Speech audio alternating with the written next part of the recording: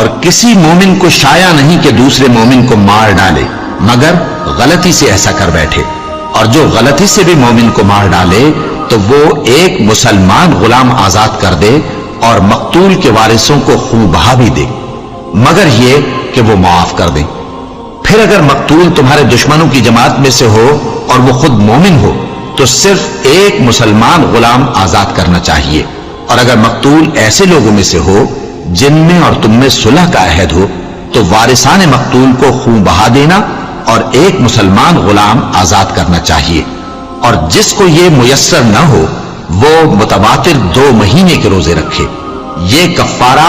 اللہ کی طرف سے قبول توبہ کے لیے ہے، اور اللہ سب کچھ جانتا ہے، بڑی حکمت والا ہے۔ اور جو شخص کسی مسلمان کو قصدن مار ڈالے گا تو اس کی سزا دوزخ ہے، جس میں وہ ہمیشہ جلتا رہے گا، اور اللہ اس پر غضبناک ہوگا اور اس پر لعنت کرے گا، اور ایسے شخص کے لیے اس نے بڑا سخت عذاب تیار کر رکھا ہے۔ مومنوں،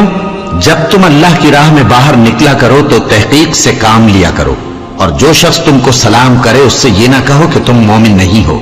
کہ اس سے تمہاری غرض یہ ہو کہ دنیا کی زندگی کا فائدہ حاصل کرو، سو اللہ کے پاس بہت سی غنیمتیں ہیں، تم بھی تو پہلے ایسے ہی تھے، پھر اللہ نے تم پر احسان کیا، چنانچہ آئندہ تحقیق کر لیا کرو۔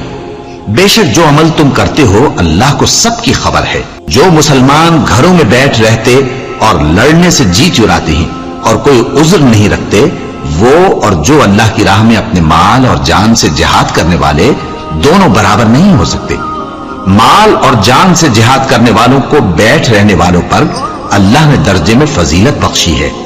اور بہترین انجام کا وعدہ اللہ نے سب سے کیا ہے، اور اجر عظیم کے لحاظ سے اللہ نے جہاد کرنے والوں کو بیٹھ رہنے والوں پر کہیں فضیلت بخشی ہے،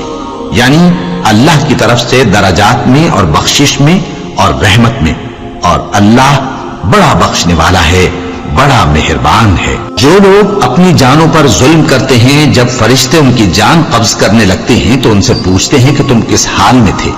وہ کہتے ہیں کہ ہم ملک میں عاجز و ناتواں تھے۔ فرشتے کہتے ہیں کیا اللہ کا ملک فراخ نہیں تھا کہ تم اس میں ہجرت کر جاتے؟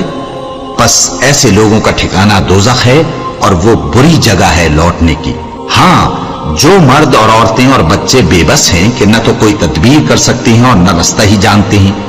تو قریب ہے کہ اللہ ایسوں کو معاف کر دے، اور اللہ بڑا معاف کرنے والا ہے، بڑا بخشنے والا ہے۔